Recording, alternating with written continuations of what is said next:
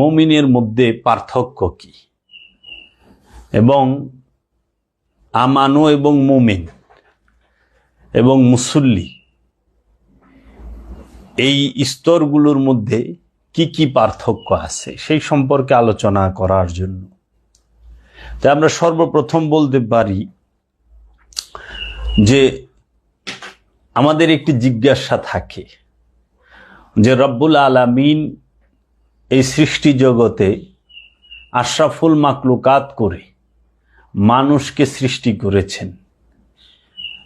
সৃষ্টির সর্বশ্রেষ্ঠ জীব হচ্ছে, আশরাফুল মাকলুকাত হচ্ছেন এই মানুষ।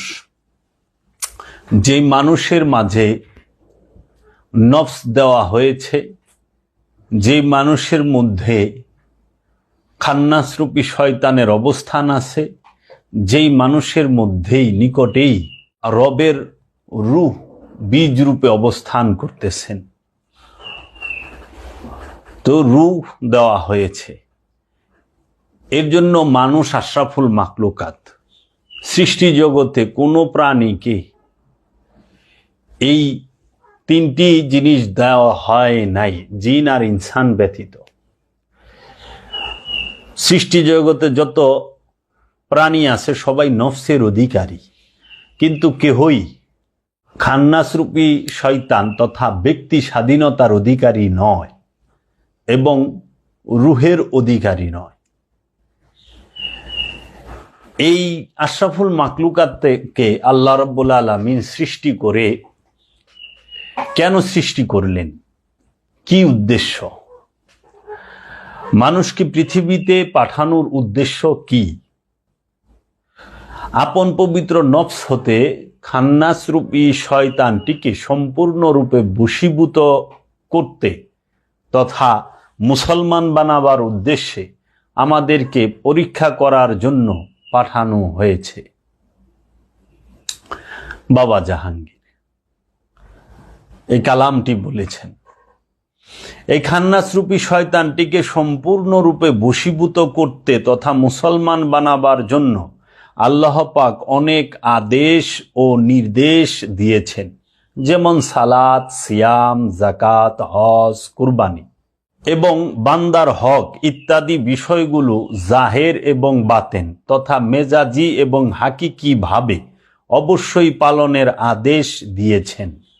তাই আজকে আমরা কোরআনের দর্শন এবং সুফি দর্শনে আমানু এবং মুমিনের পার্থক্য কি এবং আমানু এবং মুসল্লির মধ্যে তফাৎ কি, আমানুর গুণ কয়টি ও কি কি, মুসল্লির গুণ কয়টি ও কি কি, এবং মুমিনের গুণ কয়টি ও কি কি, এই সম্পর্কে একটু আলোচনা করার চেষ্টা করব। সর্বপ্রথম বলতে হয় আমানু কাকে বলে, আমানু কি? একটা মানুষ কখন ঈমানদার হয়? একটি মানুষ যখন আল্লাহর প্রেরিত রব্বুল আলামিনের মনোনীত, নির্বাচিত এবং প্রেরিত একজন মহাপুরুষ তথা নবী, রসুল এবং ওলিয়ে কামেল তাদের কাছে যখন তাদের হাতে হাত রেখে বায়াত গ্রহণ করেন, তখন তাহারা ঈমানদার হয়, আমানু হয়। যে নবীর কাছে, রসুলের কাছে এবং অলির কাছে বায়াত গ্রহণ করেনি, সে কখনোই ঈমানদার নহে।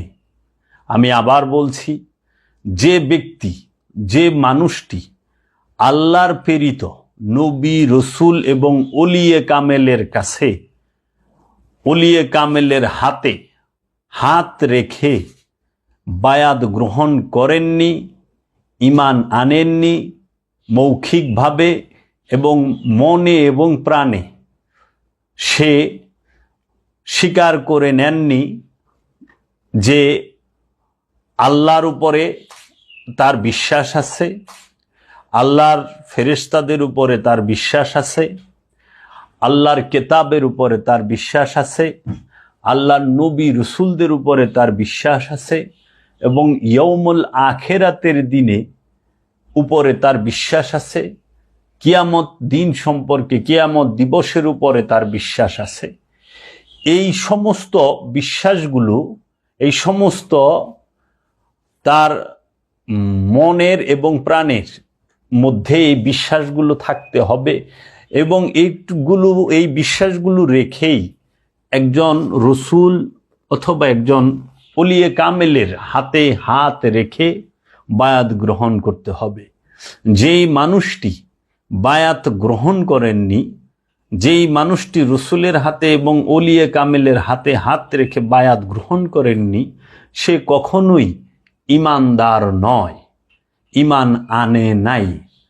সে তার নিজের ইচ্ছা মতো রবের ইবাদত করে, রবের হুকুম পালনের চেষ্টা করে। কিন্তু আল্লাহ রাব্বুল আলামিন কুরআনুল মাজিদে বলেছেন, তোমরা আমার রসুলের ইত্তেবা করো, আতিউল্লাহ আতিউর রসুল, আল্লাহ ও আল্লাহর রসুলের ইত্তেবা করো। এবং এক জায়গায় বলছে যে তোমরা আমার রসুলের আনুগত্য করো, অনুসরণ করো।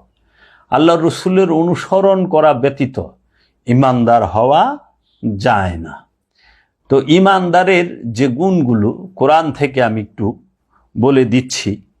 আমার দয়াল মুর্শিদ কেবলা কাবা কালান্দার বাবা জাহাঙ্গীর বা ইমান আল সুরেশ্বরী ফি আনহুর অনুবাদকৃত কোরআনুল মাজিদের হুবহু অনুবাদ ও কিছু ব্যাখ্যা থেকে শব্দে শব্দে আমি আমানুর হওয়ার জন্য যে প্রথম যে গুণগুলো, প্রথম যে বিষয়গুলো উপরে বিশ্বাস আনলে, মৌখিকভাবে স্বীকার করলে যে মানুষ ইমানদার হয়, সেই বিষয়ে আমি তুলে ধরছি। আল্লাহ পাক কুরআনুল মাজিদে বলছেন, মান যে আমানা ইমান আনিয়াছে, বিল্লাহি আল্লাহর সঙ্গে, আল্লাহর সহিত, ওয়া এবং ইয়াউমিল দিনে কালে, আখেরি আখেরাতের, ওয়া এবং মালাইকাতি ফেরেশতাদের, ওয়া এবং কিতাবি কিতাবের, ওয়া এবং নবীনা নবীদের এবং রসুলদের। এখন বিষয় হচ্ছে আপনাকে ঈমান আনতে হবে আল্লাহর উপরে, কিয়ামত দিবসের উপরে এবং ইয়াউমুল আখিরাতের উপরে, মালাইক ফেরেশতাদের উপরে, কিতাবের উপরে এবং নবী ও রসুলের উপরে। এখন এই ঈমান আনার পরে আপনি হচ্ছেন আমানুর খাতায় প্রবেশ করলেন, মুসলমানের দলে প্রবেশ করলেন। মুসলমান তিন প্রকার। প্রথম হচ্ছে জন্মগত মুসলমান, দ্বিতীয় হচ্ছে দলগত মুসলমান, তৃতীয় হচ্ছে আদর্শের মুসলমান। তো আমরা যখন, প্রতিটি মানুষ সে ভিন্ন ধর্মের ভিন্ন মতের থাকে, কিন্তু যখন সে নিজে বুঝতে পারে যে আসলে আমি নিজে যে যাহাই করতেছি কিন্তু আমি তৃপ্তি পাচ্ছি না, আমার আত্মদর্শন হচ্ছে না, তখন সে যখন অন্য মত, অন্য পথ, অন্য দল ছেড়ে ইসলাম ধর্মের মধ্যে, মুসলমানদের গোত্রের মধ্যে প্রবেশ করে, মুসলমান দলের ভিতরে প্রবেশ করে, যে যেরকম সাধারণভাবে আমরা সমাজে দেখি যে কোনো মৌলবী সাহেব অথবা মাওলানা সাহেব, কোনো আল্লামা সাহেবের কাছে কালেমা পড়ে সে মুসলমানের দলে ভিড়তেছে। এটা হলো দলগত মুসলমান। আবার জন্মগত মুসলমান আছে, যেই রকম যে তার পিতা মুসলমান এবং মাতাও মুসলমান, একটা ছেলে একটা মেয়ে দুইজনেই মুসলমান, তারা বিবাহ বন্ধনে আবদ্ধ হয়েছে, তাদের যে দৈহিক মিলনের থেকে যে সন্তানের জন্ম হয়েছে সে হচ্ছে দলগত জন্মগত মুসলমান। বাবাও মুসলমান, মাও মুসলমান, বাবা মা মিলনের থেকে যে সন্তান হয়েছে তাকে বলা হয় জন্মগত মুসলমান। এই দুই মুসলমানের একটারও খোদার কাছে কোনো দাম নাই। আল্লাহ রব্বুল আলমিনের কাছে দাম হচ্ছে আদর্শের মুসলমানের। সে আদর্শের মুসলমানকে এখন সর্বপ্রথম জানতে হয়, তাহলে মুসলমান শব্দের অর্থ কি? মুসলমান কাকে বলে? মুসলমান শব্দের অর্থ হচ্ছে ইসলাম থেকেই মুসলমানের আসছে, যে ইসলামে প্রবেশ করে। ইসলাম শব্দের অর্থ হলো আত্মসমর্পণ, আর মুসলমান শব্দের অর্থ হলো আত্মসমর্পণকারী। তো এখন এই আত্মসমর্পণটা আপনি করবেন কার কাছে? এখন অনেকে বলে আল্লাহর কাছে। যে আল্লাহর কাছে আপনি আত্মসমর্পণ করবেন কিভাবে? আল্লাহর তো উজুদ নাই। আল্লাহ রব্বুল আলামিন কি আমাদের সামনে এসে দাঁড়ায়? না। এর জন্য আল্লাহ রব্বুল আলামিন তার মনোনীত, তার নির্বাচিত নবী পাঠিয়েছেন এবং রসুলদেরকে পাঠিয়েছেন, ওলিয়ে কামেলদেরকে পাঠিয়েছেন। যে সর্বপ্রথম আত্মসমর্পণ করতে হয় আল্লাহর রসুলের কাছে।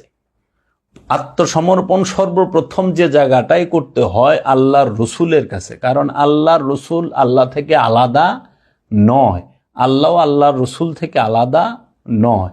এর জন্য রসুলের কাছে আত্মসমর্পণ করা মানেই আল্লাহর কাছে আত্মসমর্পণ করা।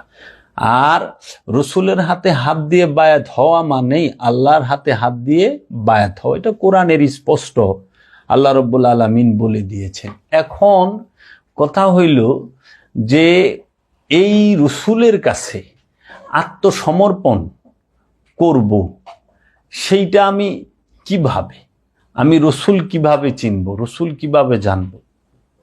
এখন রবের কাছে যে মুসলমানের মূল্যায়ন, সেটি হচ্ছে আত্মসমর্পণ যে করতে পেরেছে রসুলের কাছে এবং রবের কাছে, সেই মুসলমানের। এই দলগত মুসলমান এবং জন্মগত মুসলমান, এই দুই প্রকার মুসলমানের মূল্য আমাদের সমাজে আছে, মানুষের মধ্যে আছে, কিন্তু রবের দরবারে এদের মূল্য ওইভাবে নাই, যে পর্যন্ত সে আদর্শের মুসলমান না হতে পারবে। এখন আদর্শের মুসলমান কি? সেই আদর্শের মুসলমান হওয়ার জন্যই রব্বুল আলামিন সরাসরি হুকুম করেছেন সূরা আল ইমরানের 102 নম্বর আয়াতে।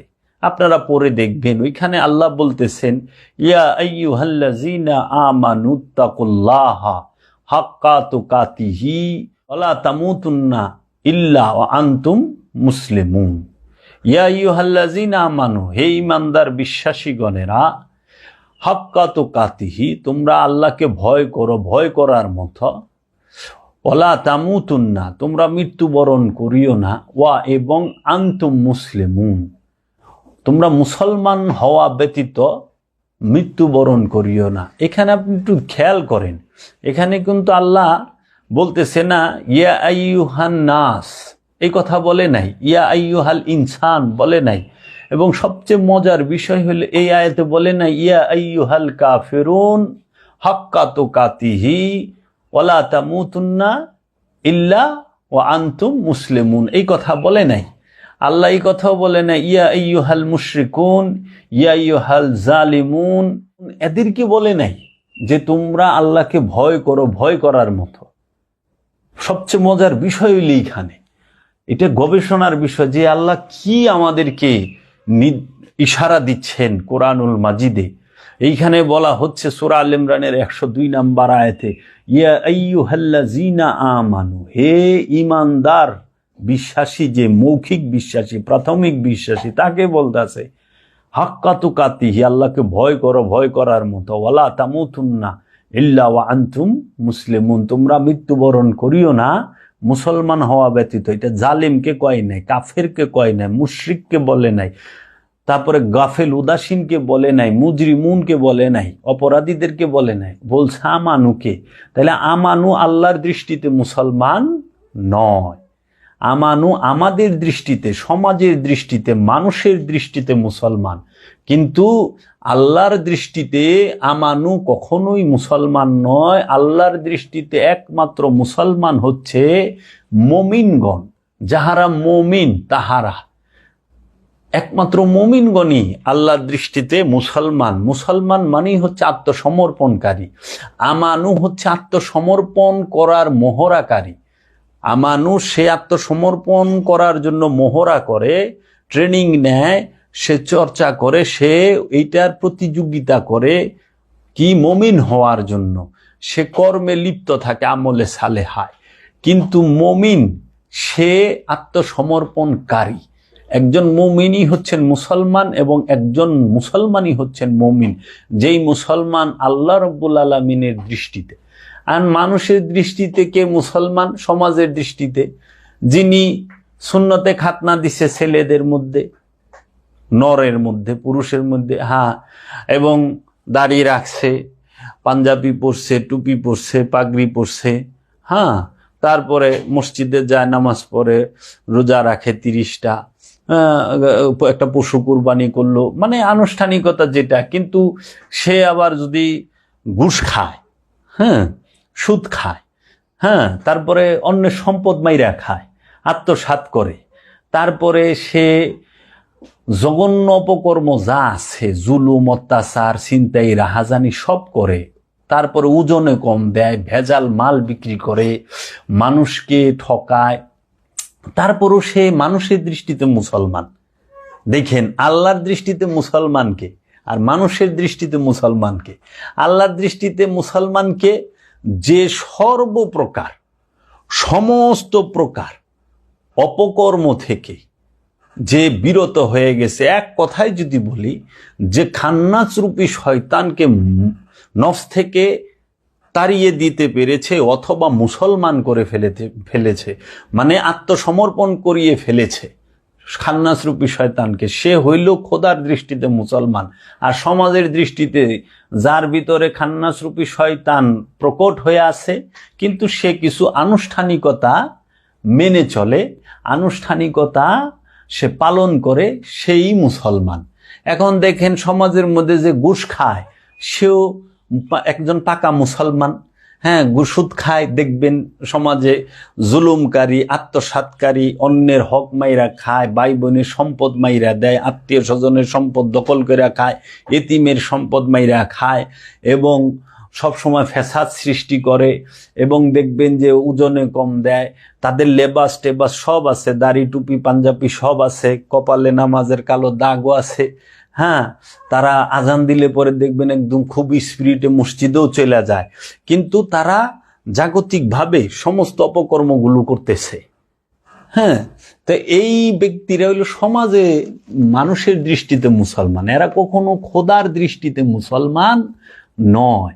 এর জন্য এরাই খোদাকে ধোঁকা দিতে চায়। কিন্তু আল্লাহ বলছে, পবিত্র অন্তঃকরণে তোমার আমাকে ডাকতে হবে। এর জন্য আমরা সমাজে যে তথাকথিত মুসলমান, এই মুসলমানের সংখ্যাই বেশি, কিন্তু আল্লাহর যে হুকুম এবং রবের দৃষ্টিতে যে মুসলমান, যে মুমিন, এদেরকে পাওয়াই মুশকিল। এখন এর কারণ কি? এর কারণ হচ্ছে একটাই, সেটা হলো আমরা কোরআনুল মাজিদের মূল বিষয়গুলো আজ পর্যন্ত জানি না, আমরা জানতে পারি নাই। আমাদেরকে যারা এটি জানাবে তারা এই সুযোগ পায় নাই। কেন পায় নাই? সমাজে এক শ্রেণীর মানুষ আছে, সবাই না, এক শ্রেণীর মানুষ যারা ধর্মকে কেন্দ্র করে তাহাদের রুজি রুটি এবং তাহারা ব্যবসা, ধর্ম ব্যবসা করে। এই ব্যবসায়ীরা সত্যকে প্রচার হইতে দেয় না, কোরআনের মূল দর্শনকে প্রচার হইতে দেয় না। তারা কি করে? তাদের মতো তারা প্রথমে কোরআনকে না বুঝিয়ে, কোরআনকে না শিখে, কোরআনকে না বুঝে তারা অন্য কিছু বুঝে, অন্য কিছু বুঝাইতে চায়। এর জন্য সাধারণ মানুষ তাদের কাছেই জিম্মি হইয়া বৈশা রয়েছে, কিন্তু কোরআনের মূল দর্শনই বুঝে না। এর জন্য তারা আমানু, মুমিন এবং মুসল্লির লাবরা পাকায় ফেলায়, যে বুঝেই না আমানু কারে কয়। এখন মুমিনের গুণের মধ্যে আর আমানুর গুণ ঢুকায় দিছে। দেখবেন সমাজের সমস্ত জায়গায় তাহারা যখন আলোচনা করে, দেখবেন এরা কি করতেছে, মুমিনের গুণের ভিতরে আমানুর গুণ ঢুকায় দিতেছে। এরা মুমিনের গুণ সম্পর্কে জানেই না, আমানুর গুণকে মুমিন বলতেছে। এবং সবচেয়ে আশ্চর্যের বিষয় হইল, আমি মিনিমাম 17 থেকে 18টা কোরআনের তাফসির এবং অনুবাদ পড়েছি। আমি অধিকাংশ কোরআনের তাফসির এবং অনুবাদের মধ্যে দেখেছি যে যে জায়গায় কোরআনে আমানু শব্দটা এসেছে, আমানু শব্দ অসংখ্যবার কোরআনে এসেছে। আমি গোপনীয়তার কারণে ইচ্ছা করেই বললাম না, আমি বলতে পারি মালিকের দয়া যে পুরো কোরআনে আমানু শব্দটি কতবার আছে এবং কোন কোন ছোরায় কোন কোন আয়াতে আছে সেটি বলার রহমত মাওলা আমাকে দান করেছেন। কিন্তু আমি কিছু কারণে বলতেছি না সেইটা। এই আমানু এবং মুমিন এই দুইজনের যে তফাৎ কোরআন দেখিয়েছে সেইটা তারা বুঝতেই পারে নাই। এবং সবচেয়ে আশ্চর্যের বিষয় হলো তারা যেইখানে আমানু শব্দটা আসছে সেইটার বাংলা অর্থ করছে মুমিন। দেখেন, আমানু আরবি শব্দ, মুমিনও আরবি শব্দ। আমানু অর্থ বিশ্বাসী, মুমিন অর্থ বিশ্বাসী। আমানু অর্থ যে বিশ্বাসী, সেই বিশ্বাসীটা হলো প্রাথমিক বিশ্বাসী, মৌখিক বিশ্বাসী, মানসিকভাবে বিশ্বাসী।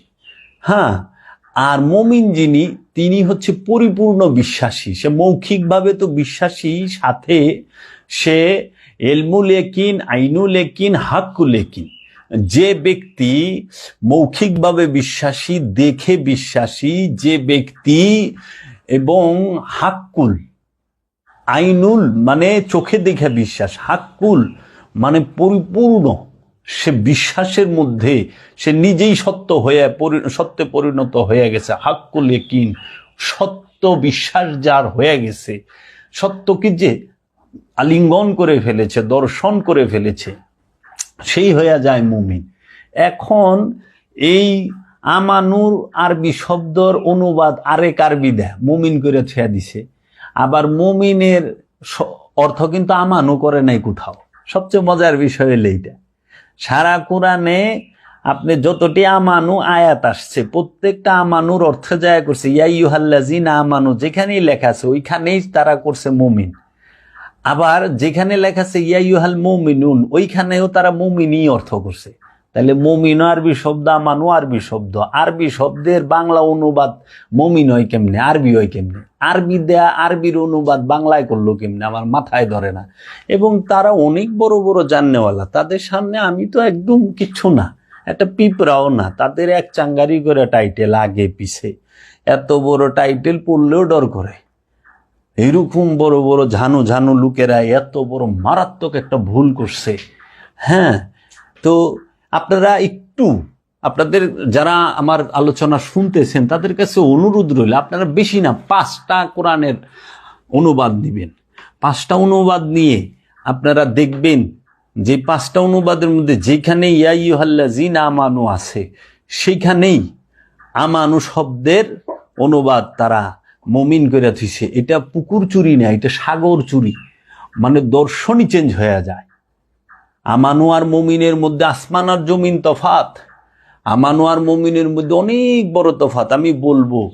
এবং আপনাদের সুবিধার্থে যদি আপনারা চান যে হ্যাঁ আমাকে ফোনের মাধ্যমে আমার সাথে যোগাযোগ করে, আমার ফোন নাম্বার দেওয়া থাকবে এই যে আমার সাথে যোগাযোগ করার, সেই ফোন নাম্বারে যে কোন কোন জায়গায় আমানুর আয়াতটা আছে, কতটি আয়াত আছে, আমি আপনাদেরকে একটু সিম্পল হিসেবে দিতে পারি যে এই জায়গাগুলো আপনারা দেখেন, একটু আপনারা গবেষণা করেন, আমার কথা কতটুকু সত্য যাচাই করবেন না, দেখেন না। আমি তো আপনাকে কোনো ভুল তথ্য দিচ্ছি না, আমি যে তথ্য দিচ্ছি সেটা সঠিক তথ্য। তাহলে এত বছর তারা কি গবেষণা করলো? এবং আমি আমানু এবং মুমিন নিয়ে অনেক আলেমের সাথে বসতে চেয়েছি, তারা সোজাই বলছে আমরা এই বিষয়টাই বুঝি না, কি বলবো। এর জন্য আমানু, মুসল্লি, মুমিন এবং ইমাম, এদের মধ্যে কি কি তফাৎ, ইমামের গুণ কয়টি, মুমিনের গুণ কয়টি, এই মুসল্লির গুণ কয়টি, আমানুর গুণ কয়টি, মুত্তাকির গুণ কয়টি, মুহসিনিনের গুণ কয়টি, সাবিরিনের গুণ কয়টি, এগুলা জানাই নাই। আমি আস্তে আস্তে ধাপে ধাপে বলবো। আমার একটি সিরিজ চলবে,